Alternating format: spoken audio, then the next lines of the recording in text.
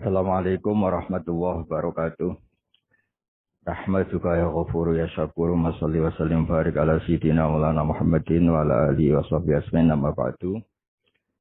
Yang sangat saya hormati putra guru kami Gus Yasin, juga yang sangat saya hormati Kiai Haji Lukman Hakim Saifuddin, juga Neng Alisa, Kiai Syafiq, dan dari pihak Sukun Bapak Haji Hilmi, juga Direktur Teluk Lamong, Bapak Haji Faruk Hidayat, juga teman-teman Muhyiddin Santri Gayang yang saya hormati. Tadi saya jam 9 ya, jam 9 pagi tadi ngaji Khataman Bukhari bersama para habaib di Kudus. Alhamdulillah selesai zuhur, kemudian bisa pulang dan ikut hormat ngaji Santri Gayang. Ada dua kitab besar yang jadi pegangan fi ilmil hadis di hadis, yaitu Bukhari Muslim. Saya alhamdulillah tadi pagi ngaji Bukhari, sekarang saya mau ngaji Sahih Muslim tentang Mi'raj. Dari sekian cerita Mi'raj yang mungkin jarang disebutkan adalah riwayat di Sahih Muslim. Di kitab saya halaman 83 saya baca. Di antaranya dijelaskan falamma alau nasama ad-dunya. Jadi di peristiwa Mi'raj yang jarang diceritakan orang itu, Rasulullah itu ketemu Nabi Adam. Dan Nabi Adam itu disebutkan di sini faidan an yaminihi aswidatun wa an yasarihi aswidatun. Dari sisi kanan itu ada kelompok besar, dari sisi kiri juga kelompok besar. Saya baca teks aslinya ya, tabarruk ya, supaya dapat berkah dari bahasa Rasulullah SAW. Ini cerita Nabi ketika ketemu Nabi Adam. Faidha nazara qibala yaminih dhahika, wa idza nazara qibala shimalih baka. Nabi Adam ketika melihat ke kanan itu senyum-senyum, senang sekali. Tapi kalau melihat ke kiri itu nangis. Lalu Rasulullah SAW tanya ke malaikat Jibril, itu siapa? Itu Adam. Dan yang kelompok di kanan itu ahli surga, maka beliau kalau melihat senang sekali. Dan kalau yang di kiri itu ahli neraka, kalau beliau melihat itu susah sekali. Artinya apa? Betapa susahnya jadi Nabi Adam itu. Jadi kalau misalnya ada koruptor ketangkep gitu ya, yang nangkep ya cucunya, yang ditangkep juga cucunya. Kalau kita punya anak 10 itu, terus yang satu misalnya nyuri milik temannya, milik saudaranya itu, sing naboi ya anaknya, yang ditaboi juga anaknya. Kayak apa tersiksanya seorang Nabi Adam? Karena nggak punya pilihan, pasti dari sekian kasus dolim dan mazlum, yang mendolimi maupun yang didolimi itu pasti anak cucunya.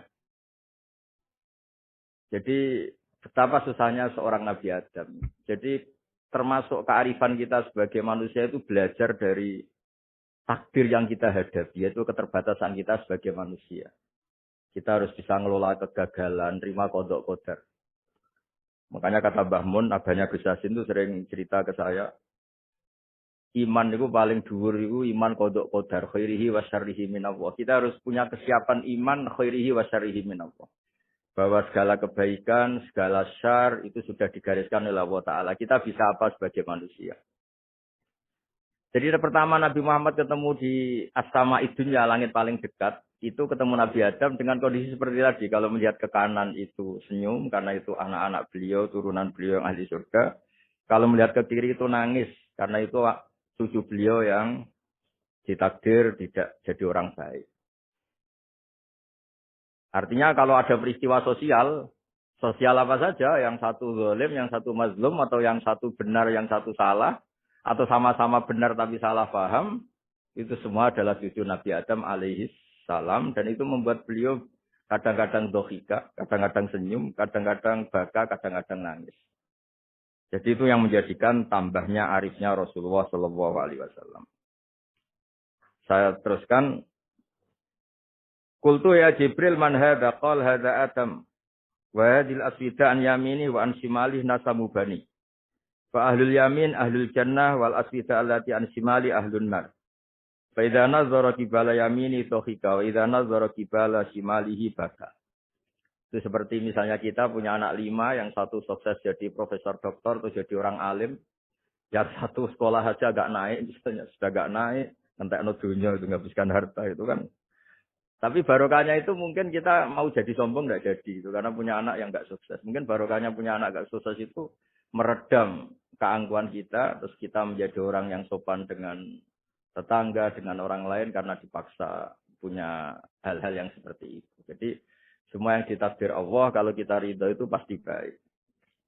Karena ya kata yang ngarang kitab hikam itu orang tawadhu itu kalau dinasehati pakai teks saja tidak cukup. Kalau punya utang tuh tawaduk sendiri gitu. Guyonannya orang-orang kiai gitu gitu. Ada orang sombong. Supaya ada sombong kalau dia ketemu orang yang ngutangin tuh pasti sopan sendiri.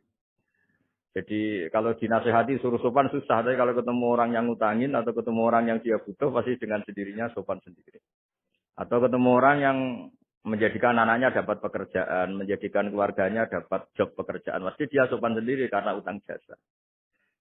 Nah kalau kita pasti sopan sama orang yang ngutangi kita, yang menolong kita, apalagi dengan Allah Ta'ala yang semua yang kita pakai pasti dari Allah Ta'ala.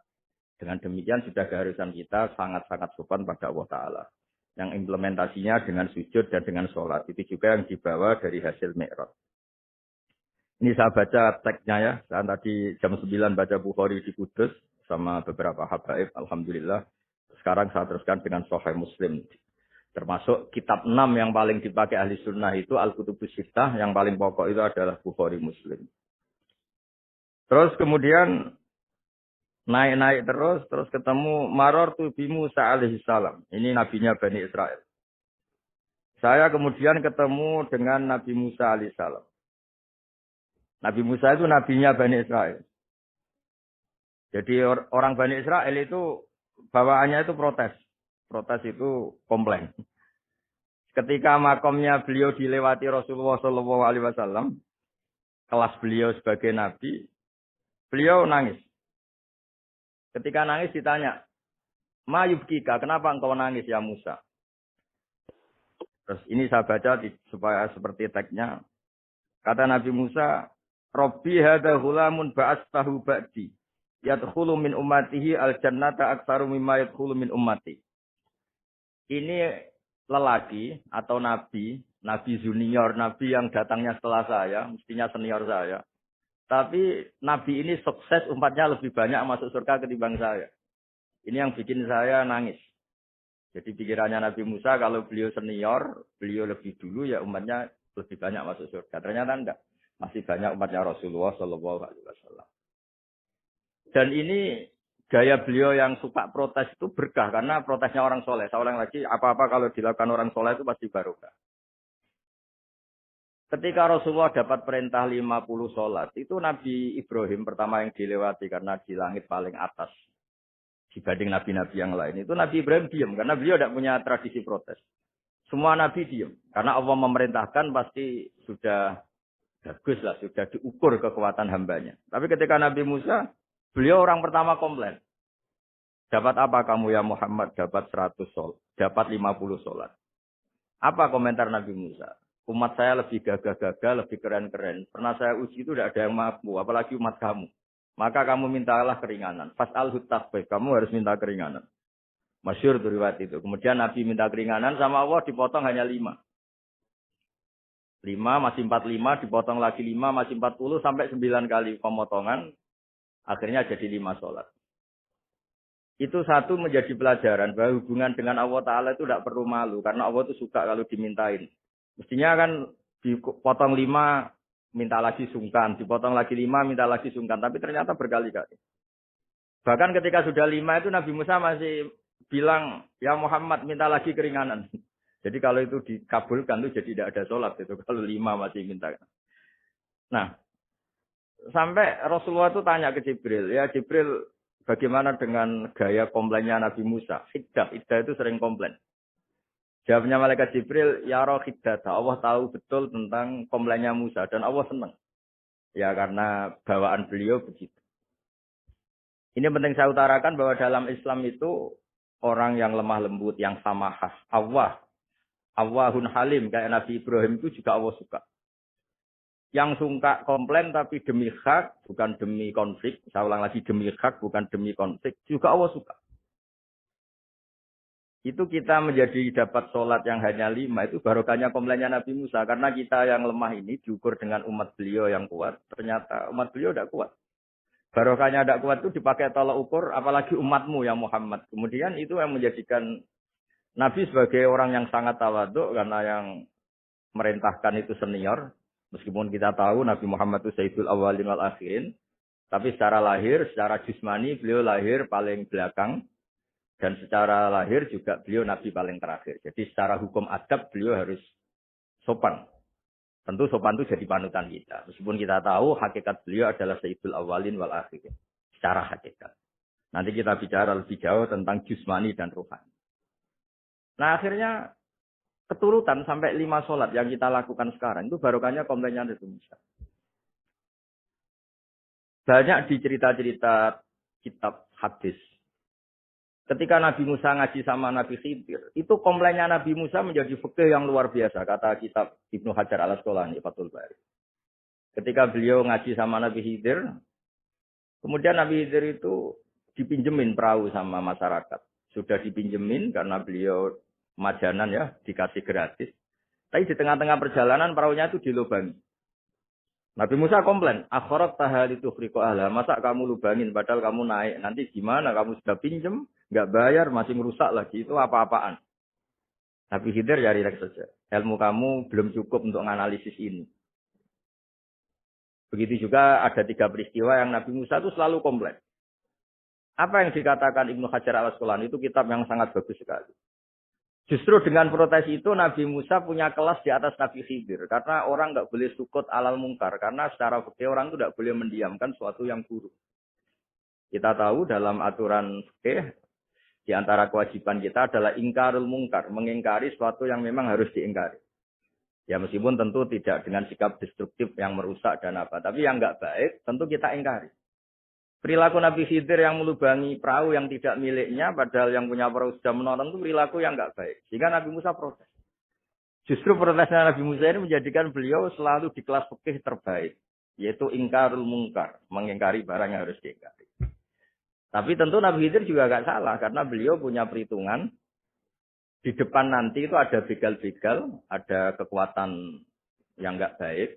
Yang selalu akan membegal perahu-perahu yang kondisinya sempurna.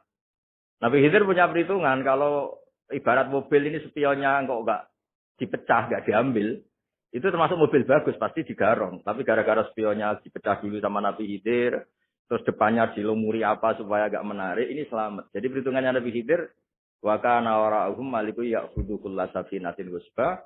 Di beberapa tafsir diartikan safinah solihah, karena di depannya nanti akan ketemu orang-orang yang dolim, yang selalu ngambil perahu-perahu yang bagus.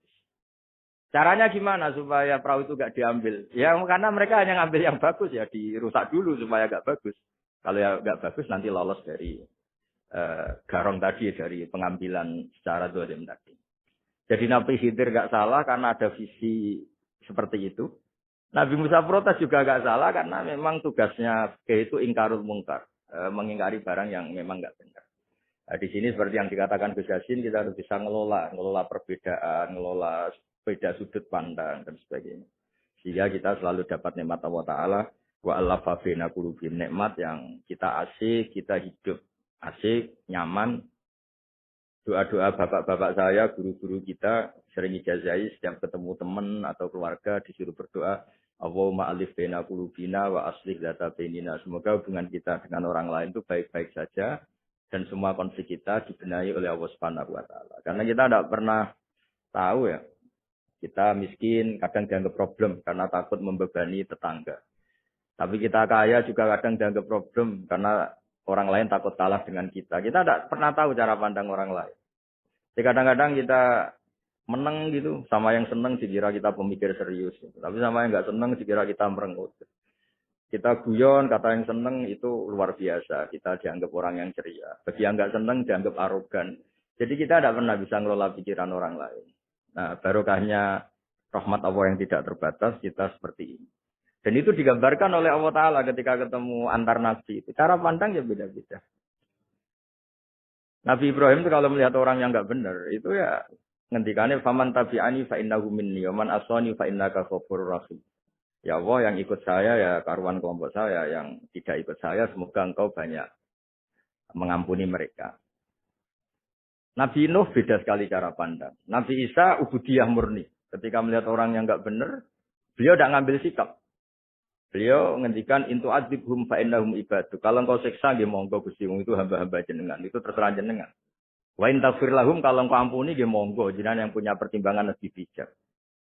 Dan itu yang dalam banyak hadis ketika Rasulullah Shallallahu Alaihi Wasallam melihat umatnya di akhir zaman yang macam-macam, Nabi ngambil sikap kayak sikapnya Nabi Isa. Sebagian riwayat Nabi mengatakan fa'aqulu kama qala al-abdus soleh.